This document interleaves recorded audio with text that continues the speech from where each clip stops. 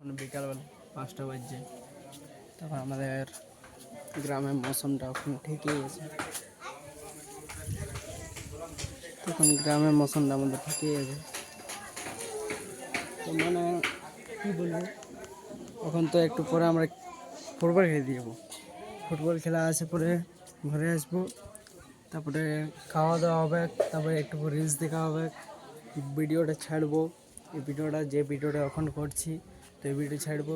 তো যে তোমাদেরকে মেঘলা এদিকে দেখাচ্ছি আমি মেঘটা, হ্যাঁ না, দেখো এটা কালো হয়ে আছে এখনো, দেখো এটা কালো হয়ে আছে এখনো, মানে মেঘটা এখনো কালো হয়ে আছে।